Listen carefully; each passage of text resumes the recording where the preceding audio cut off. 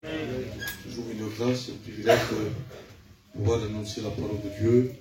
Et croyez-moi que je suis dans l'embarras ce soir. Parce que dans mon cœur, il m'a appelé, c'était ce matin vers 1h, il m'a appelé, il midi 1h, que je prêchais ce soir. Donc je regardais, j'ai médité un peu la parole de Dieu, et je dis, Seigneur, quoi ça porte? Parce que le but du pasteur, je parle pour moi, ce n'est pas d'apporter un message bien cadré, avec des notes, avec de l'hébreu, quoique il le faut, parce qu'il faut que le peuple soit enseigné dans les choses de Dieu. Et comprenez-moi, ce que je veux dire ce soir, c'est qu'il faut chercher le mot de Dieu. Amen. Alors je suis un peu embêté parce que 2 ou 3 pensées qui venaient dans mon cœur comme ça, je suis embêté. Mais je pense que la parole de Dieu fait du bien. Amen. Comme il a dit l'ancien serviteur de Dieu, mon beau-père, il voulait faire un peu de prière ce soir, donc je compte m'adresser au peuple ce soir. Amen. Vous savez, la parole de Dieu, d'elle-même, il bénit. On n'a pas besoin de prier, de prêcher une heure, de dire de belles notes. Lorsque Dieu parle dans un cœur, des fois il se sert, comme il disait la sœur, des choses faibles pour comprendre les choses grandes. Alors moi je suis faible ce soir, mais lui il est fort. Je vous le dis devant Dieu, j'ai aucune prétention de ce que je dis. Je le dis avec mon cœur, c'est vrai. Je ne peux pas cacher, je cache de vous, mais je ne cache pas de Dieu. Je n'ai pas de capacité. Mais ce soir je compte sur Dieu. Je ne sais pas si vous avez entendu parler de cette histoire. Voilà.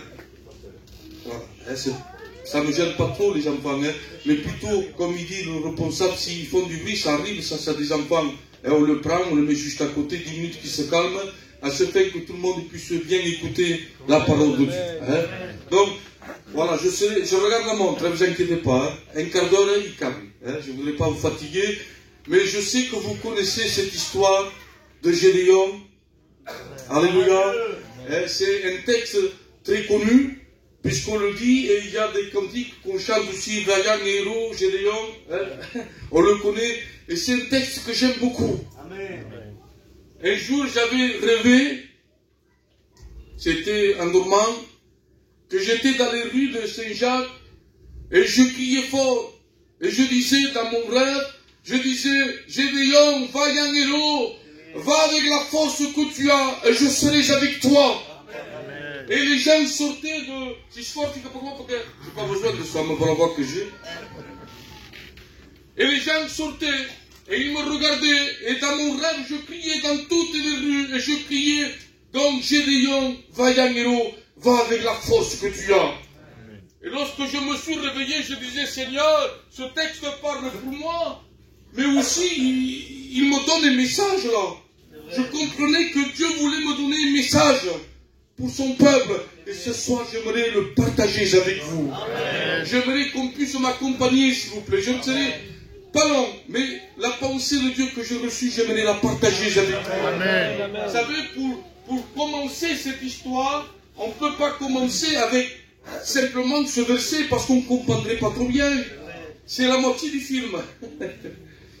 C'est obligé d'expliquer comment ça s'est passé. Qu'un ange va apparaître pour l'appeler, pour qu'il aille combattre. Est-ce que vous êtes d'accord avec moi? Alors, bien sûr, moi je suis simple, je regardais la parole de Dieu. Et la parole de Dieu nous donne l'explication parce que l'ange appelle, pourquoi l'ange appelle Gédéon à combattre. Que Dieu soit béni. Donc je lis la parole de Dieu, c'est au début de cette histoire, et on verra au fur et à mesure comment cette histoire s'est déroulée. Je ne lis pas tout, je lis simplement ça, et puis la mesure, après on verra. Voilà. Dans le livre de Juges 6 et verset 1, voilà ce qu'il dit la parole de Dieu. Les enfants d'Israël furent ce qu'il déplaise à l'Éternel. Et l'Éternel livra entre les mains des mendiants pendant 7 ans. Que Dieu soit béni. Amen. Je ne sais pas si vous avez compris, je ne lis pas tout parce que maintenant c'est positif. Si je lis, il me faut 1 heure, tout le monde va partir. Hein? Donc, puis la mesure, on verra. Mais je ne sais pas si vous avez compris. Israël fit ce qu'il déplaît à Dieu. Il désobéit à Dieu. Il faisait comme bon lui semblait. Et parce qu'il avait fait ça, alors Dieu va permettre à Madian, un homme méchant, un homme de guerre, qui était contre le peuple de Dieu, de dominer cet homme. Que Dieu soit béni. Alléluia. Et nous savons que le peuple de Dieu a été toujours en guerre. Si on regarde, je demande pardon pour ceux qui sont en deuil à la télé, on voit que Israël encore aujourd'hui, il est attaqué.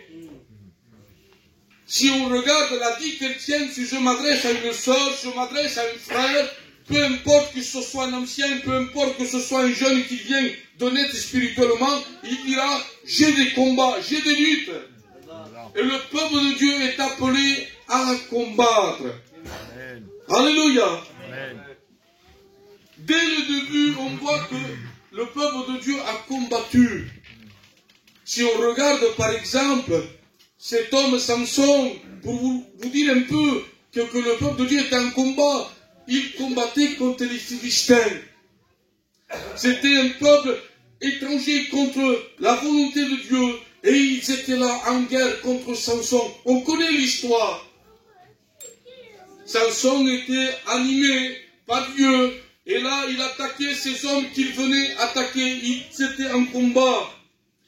Il y avait aussi Nabuchodonosor, un homme qui était dans la guerre, méchant. La Bible dit qu'il va rentrer à Jérusalem. Lisez-le, il va détruire les murailles, il va détruire les portes, il va détruire tout ce qui se trouvait dans le temple. Et cet homme va remporter la victoire. Je ne sais pas, mais si vous lisez, vous comprenez que le peuple avait désobéi. Et lorsqu'on désobéit, l'ennemi prend le dessus. Alors, il y avait des méthodes pour combattre. J'aimerais attirer votre attention, s'il vous plaît. Ne faites pas attention, les enfants. Hein? C'est pas grave. Hein? Mais j'aimerais que ce soir, on puisse être attentif à la parole de Dieu. Il n'y a pas de souci, c'est des enfants. Si c'est en crise, on va jusqu'à côté, il n'y a pas de problème. On rentre, il n'y a pas de problème. Mais vous, soyez attentifs, s'il vous plaît. Hein? J'étais fatigué. Je voulais rester chez moi. Mais je suis venu parce que je vous aime. Amen. Je suis venu parce que l'ancien m'a appelé. Et je suis venu parce que c'est mon devoir d'annoncer la parole de Dieu. Amen. Dans les bons et dans les mauvais. Donc ce soir, j'aimerais partager la pensée que j'ai dans mon cœur. Et ça va vous faire du bien. Amen. Que Dieu soit béni. La méthode de Madian. La méthode de Madian, c'était différente parce que si on regarde un peu les Philistins, contre le peuple de Dieu, ils vont envoyer Goliath. Il regarde un peu, il a ses méthodes à lui.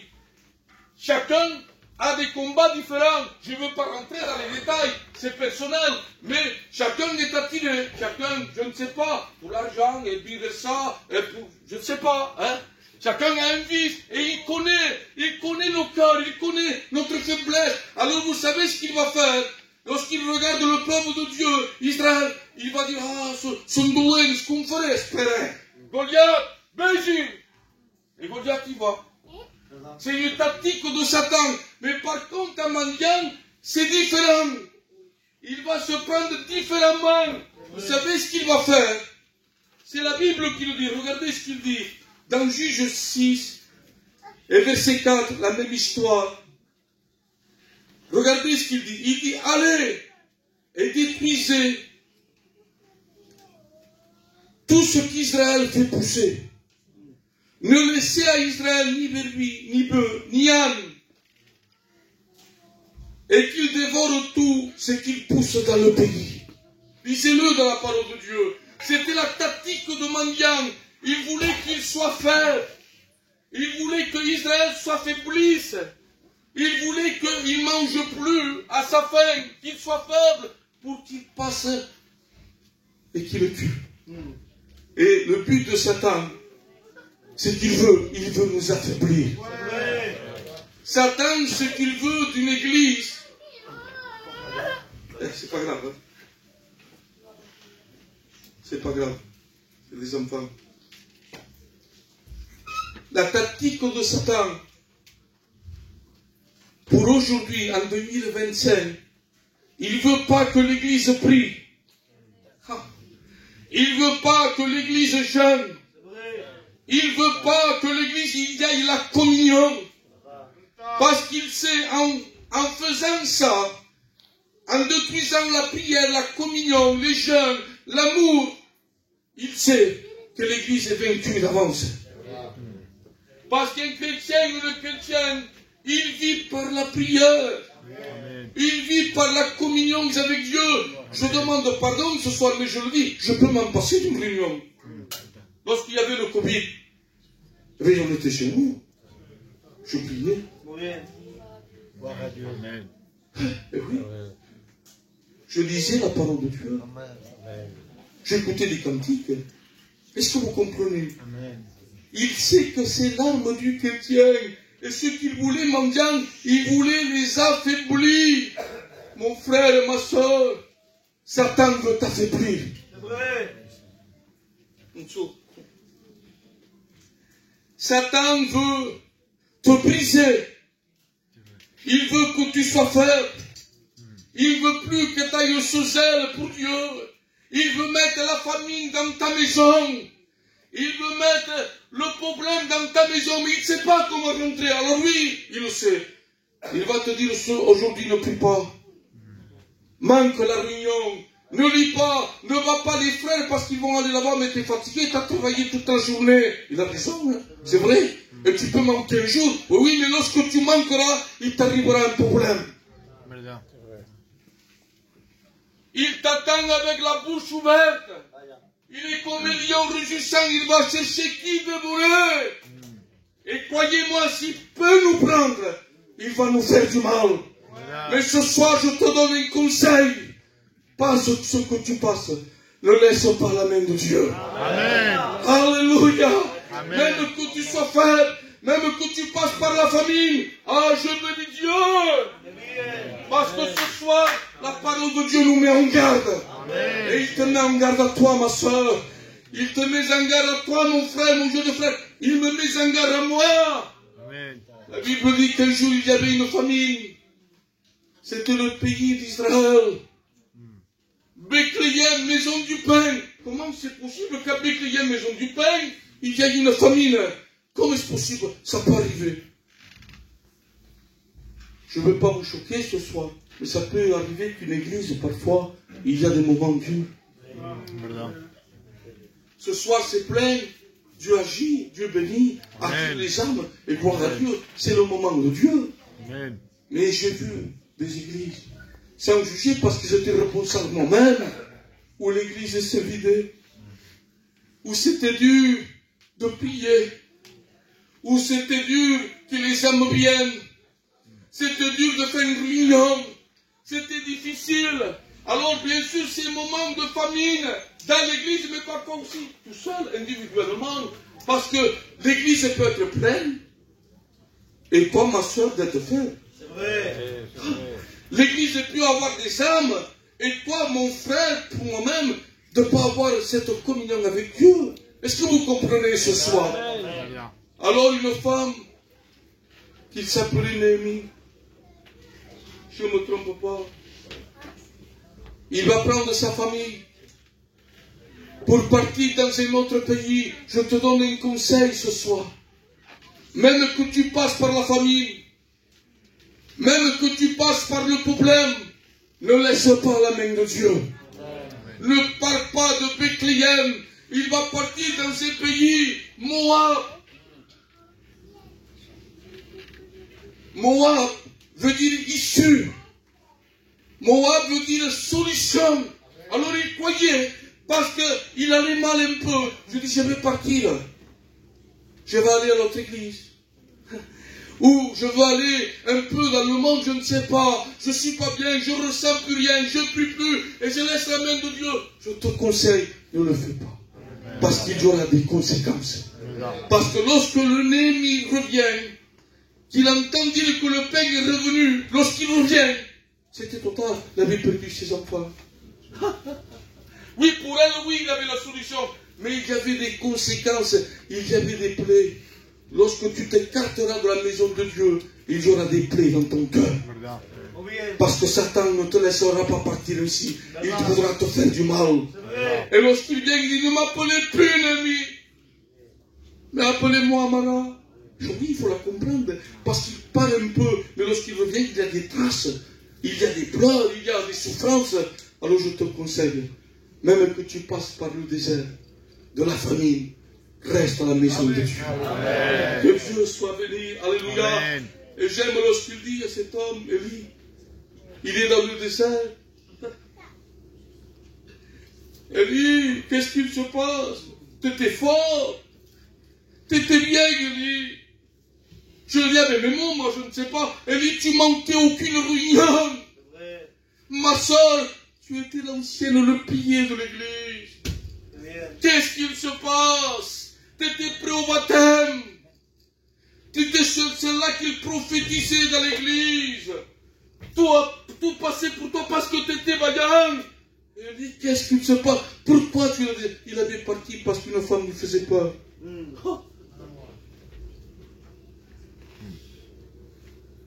Ne pars pas de la place que Dieu t'a donnée. Amen. Oh, alléluia. Alléluia. Amen. Je bénis Dieu. Il dit, Élie, mange. Parce qu'il sait, retenez-le s'il vous plaît, parce que je ressens Dieu, c'est le mot de Dieu. Il sait que l'ennemi avait enlevé la semence d'Élie. Ah, Élie priait plus. Élie n'était plus en contact avec Dieu, parce qu'il était en contact devant 800 faux prophètes de faux face. Il se fâche parce que la force vient de Dieu.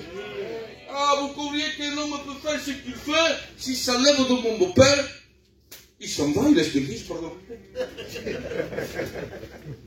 Si ça lève de moi, les frères, tu me vois en Espagne, pardon, excusez-moi. Il faut dire ce qui est, mon frère, parce que moi je suis comme ça, aussi, il me dit simple, ne dis pas tout à l'estrade. Oui, mais ça m'échappe. La vérité, il faut la dire, on n'est pas des anges. Si ça lève de moi, si ça lève de moi, je ne suis plus le même. Hein. Il faut dire ce qui est. Élie, tu n'es plus le même. Qu'est-ce qu'il se passe, Élie? Je ne me nourrissais plus de la parole. Je ne priais plus, je n'étais plus en contact avec les frères. Je me retrouve au désert. Et Jésus, Dieu, n'est pas là pour nous juger. Amen. Élie, tu es parti, eh bien, reste comme ça, meurs. Non. Il dit à lui, mange. Amen. Bois. Amen. Parce que le chemin est long. Amen. Satan a voulu t'enlever la semence comme mendiant. C'est la tactique de lui. Mais Dieu ce soir te dit, mange. Non, ça va pas. Église de Dieu, mange. Amen. Mange et bois. Reprends de force, parce que le chemin est long. Amen. Ah, bien sûr qu'il y aura des problèmes. Bien sûr qu'on pleurera. Bien sûr qu'on mettra un genou par terre. Mais on n'est pas n'importe qui. Amen. Je vous le dis. Vous dites quoi? Je vous le dis, je vous le dis pas. Je n'ai pas peur de Satan. Amen. Oh, alléluia. Alléluia. Vous savez ce que je fais quand je vais prêcher que je suis béni, que les peuples sont touchés? Je dis à ma femme, tu vois, Satan va m'attaquer. Je l'attends, il vient, il y a mon fils rentre, je me suis disputé à ma femme, je suis en bagarre. Et je lui dis, comment voilà, je t'avais dit, je suis en train de lui faire la guerre. Alléluia. Alléluia. Et nous sommes vainqueurs parce qu'il est avec nous. N'aie pas peur. N'aie pas peur, ma soeur, n'aie pas peur, mon frère. Amen. Dieu est avec toi. Amen. Et s'il est avec nous, qui pourra contre nous? Amen. Alors lui, il peut bouger. Que bouger? Maman pour ça, qui me blesse. Maman fait pourra, que pour. Et ils me peuvent passer par la manie, je la passerai. Ils veulent me faire passer par le deuil, je le passerai. Mais je laisserai par la main de Dieu. Amen. Parce que la victoire se trouve en Jésus. Amen. Alléluia. Je ne sais pas le temps que je prêche, mais je peux se battre. Alléluia. Désolé, mais je n'ai pas terminé. Je suis obligé de, même à faire court, mais de toucher le point qui me touche à moi. Amen. Vous voulez que je le partage? Amen. Je viens au final. Ce veillon, lui. J'aime ce message. Mandiane faisait la guerre. Quand il poussait, il semait le blé, c'est la Bible, c'est pas moi. Hein, il poussait le blé, Mandiane portait des chameaux. Il dit, c'est pour t'avoir fait manger tout. Mais Mandiane, lui, la Bible dit qu'il partait le fourment, ça veut dire le blé. Il le cachait.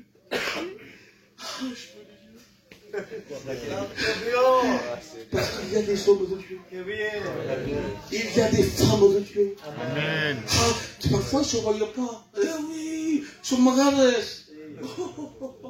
Ils sont cachés. Et on dit, ils sont campés dans un coin. Tu vois la jeune soeur là-bas. Les jeunes, hein? C'est elle qui compte. C'est lui qui compte, le pasteur. C'est faux. C'est vrai. Parce que quelqu'un qui prie 5 minutes, c'est elle. Amen. Quelqu'un qui écoute des cantiques, c'est elle. Quelqu'un qui lit la parole de Dieu, alors il est vainqueur. Amen. Il cache un peu. 5 minutes, hein. Me regarde, yo, hein. Amen. Me regarde, hein. Moi, j'en ai pour 1 heure, hein. Amen. Amen. Mon diable, un ange. Un ange. Il dit, Vayaniro. Mais il appelle Vayaniro, je regardais Vayaniro. C'est quelqu'un qui l'a fait des exploits. Quelqu'un qui l'a remporté une victoire. C'est quelqu'un de vaillant. Quelqu'un qu'il a une renommée. Et lui dit, Vayaniro. Mais pourquoi il dit Vayaniro? Qu'est-ce qu'il a fait? Je vous le dis. Dieu va l'avenir. Il ne regarde pas ta défaite aujourd'hui. Il ne regarde pas que tu as péché. Il ne regarde pas que tu es faible. Mais lorsque tu regardes, il voit Jésus. Amen. Alors il ne regarde pas moi. Je ne demande pas pour moi. Petit que toi tu ne vois rien. Oh, avec les miens tu tombes. C'est simple. Mais je te dis, Vayaniro, pourquoi Seigneur? Parce qu'en toi je vois Jésus. Amen. Et si Jésus est avec moi, amen, on est vainqueur. Amen. Il dit, prends une armée. Je passe vite, hein, je vous promets. Hein. Prends une armée. Et il prend 32 000 personnes. Oh, quelle armée capable. Hein. Je passe dans l'histoire pour passer, pour pas tout m'attarder. 32 000. Et Dieu lui dit, ça se masse. Oh. Moi de lui, je dis, non, va chercher ton cousin. Va chercher l'autre là-bas au fond, il est méchant l'autre, amène-le, David, porte-jeune. Je dis, vous jeune. Et Dieu dit, non. Vous êtes trop. Parce que l'homme parfois peut se glorifier. Quoi? Oui. Lorsqu'on a beaucoup de victoires, et on le voit malheureusement, nos jeunes pasteurs, je demande pardon, mais c'est comme ça, on voit qu'ils ont de l'orgueil. Les anciens ne comptent plus. Me fait mal de choses. Parce que l'ancien, je respecte beaucoup. Dieu me témoigne qu'aujourd'hui, ils peuvent le dire, les anciens. Moi, j'honore les pasteurs, j'honore les anciens. Mais les jeunes d'aujourd'hui, parce qu'ils prêchent bien, les anciens ne comptent plus. Ils mettent Pierre, Jacques et André, qui ne connaissent pas. Et nous, qu'on vit avec eux, tu prêcheras dans le mois, toi. C'est de l'orgueil, je le dis franchement, c'est de l'orgueil. On peut se croire quelque chose qu'on n'est pas. Et lorsqu'on croit quelque chose qu'on n'est pas, on se détruit nous-mêmes. Prends garde parce que Satan il est malin. Tu es mon frère, toi. Tu es le bonne soeur, hein. T'as vu le nom? Ah, tu entres au jugement. La Bible dit, vois ton frère plus grand que toi. Alléluia. Que Dieu soit béni. Il dit non, tu es trop. Tu es trop nombreux. Prends que 300 hommes. Alléluia. Que Dieu soit béni. Vous me suivez, Seigneur? Amen, amen.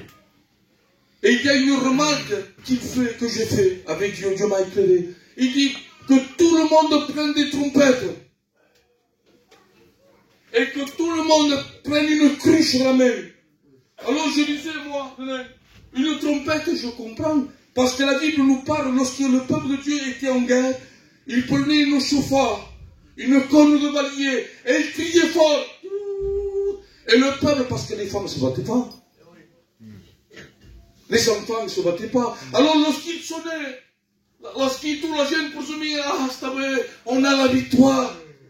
Israël a remporté la victoire. C'était comme ça. Il fallait sonner de la trompette lorsqu'on finissait de se bagarrer, de gagner, de porter la victoire. Alors je comprenais. Parce que Dieu lui parle ici à Josué, devant les murailles de Jéricho. Il dit, tu sonneras la trompette et les murailles tomberont. C'est la Bible, il nous éclaire, l'Esprit nous éclaire. Mais je disais, Seigneur, pourquoi une cruche? Vous voulez que je vous le dise? Amen. Je peux t'en donner, hein? Je l'ai reçu dans la prière, moi. Je l'ai reçu en communion avec Dieu.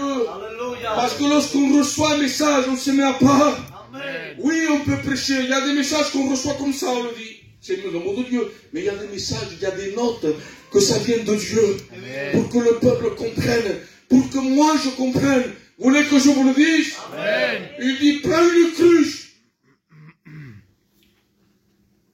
Prends une cruche. Et il dit que tout le peuple, soyez prêts à combattre avec une trompette et une cruche à la main. Et il dit, lorsque vous serez prêts à combattre, il dit, brisez la cruche. Bonjour. Prenez la cruche, il trinquait loin. Et je disais, Seigneur, une cruche, lorsqu'il est brisé, il ne sert plus à rien. Les soeurs, lorsqu'on brise un plat ou qu'on brise un verre, il faut le jeter à la poubelle. Il ne sert plus, il est brisé, on ne peut pas le réparer. Vous savez ce que c'était? Je vous le dis. C'était un acte prophétique. Parce que dans Jérémie 19, verset 1, il parle à Jérémie, il dit, Jérémie, appelle les anciens, dis-le, appelle le peuple, les sacrificateurs, et là tu prendras une cruche. Il faut suivre tous les versets. Et il dit, lorsque tout le peuple sera réuni, tu prendras la cruche et tu la briseras. Et à la fin, il dit, parce que ce peuple m'a désobéi. Est-ce que vous me suivez? Suivez-moi, s'il vous plaît. Et c'est terminé. Ils comprendront qu'ils sont brisés comme ce vase. Le peuple m'a désobéi. Ils ont adoré des autres idoles. Ils ont profané mon nom. Ils prenaient des enfants, ils faisaient des sacrifices à Baal. Prophétise, Esaïe. Pardon, Jérémie, que ce peuple m'a désobéi. Alors, prends, c'est un acte prophétique. Il brise-le. Alors, je vous dis comment Dieu m'a parlé. Est-ce que vous dites? Je vous le ai dit au premier verset. Ils avaient désobéi. Alors Dieu va envoyer mendiant pour qu'il gouverne ces temps. Mais parce qu'ils avaient désobéi, alors il voulait. Gédéon, mon frère, je te donnerai la victoire. Ton combat qu'il te fait pleurer, ma soeur, les attaques de Satan que tu as, je te donnerai la victoire. Mais à une condition, ne sonne pas la trompette, tu ne l'as pas gagné encore. Une condition que tu brises le vase. Que veut dire ça? Que tu reconnaisses que tu es comme ce vase. Alléluia. Et si tu reconnais que tu es comme cette vase, que tu es rien, que tu as désobéi, que ce combat, tu as besoin de lui, alors là, Dieu te donnera la victoire. Il dira, tu sonneras dans ton père. Quelqu'un qui va néguer? Tu sonneras de la trompette. Mais qu'est-ce qu'il a fait? Il brise, il reconnaît. Alors, il sonne de la trompette. Alors on dit, j'ai la victoire. Vous savez quoi? Ils ne sont pas convaincus. Je ne sais pas si vous avez compris, je m'explique mal. Ils ne se sont pas battus avec de l'épée. Qu'est-ce qu'ils ont fait? Vous savez ce que vous voulez que je le dise? Ça m'a marié entre eux. Ça m'a tablé. Et Gédéon était là. Tu as reconnu, Gédéon, que ce peuple était comme ce vase qu'il avait désobéi. Oui, soudain, tout a varié, parce que je vous le dis, on n'a pas à combattre. C'est lui qui combat. Et lorsqu'il combat, il remporte des victoires. Que Dieu soit béni. Je vous laisse tranquille. Je me suis réjoui d'annoncer la parole de Dieu. Parce que vous êtes attentifs. Et vous avez soif de la parole de Dieu. Gédéon fut marqué dans le livre des héros. Gédéon, si, mais qu'est-ce qu'il a fait? Parce qu'il est cité David, David se bat contre un Goliath. Ça, d'accord, je suis d'accord, Seigneur. Il a cité Samson avec une mâchoire d'oie. Il va, non, je suis d'accord. Mais j'ai dit, qu'est-ce qu'il a fait? Il n'a pas combattu. Puisque c'est toi qui combattais. Oui, mais il avait la foi. Il avait cru qu'il remportait la victoire. Ce soir, crois, et tu verras la gloire de Dieu. Alors ce soir, on a la victoire. Est-ce que vous pouvez me dire fortement? On a la victoire au nom de Jésus. Moi, je proclame ce soir, dans ma maison, dans mes combats, une victoire. Parce qu'on ne dit pas ça, parce qu'il n'y a pas trop de victoire chez toi. Non. Je vous le dis, j'ai des soucis. J'ai des combats. C'est Dieu. La vie chrétienne est justice. Mais moi, je proclame par la foi. Amen. J'ai la victoire. Amen. Tu as la victoire parce qu'on croit en Jésus. Est-ce que vous voulez prier ce soir? J'aimerais qu'on fasse les yeux avec ces quelques mots.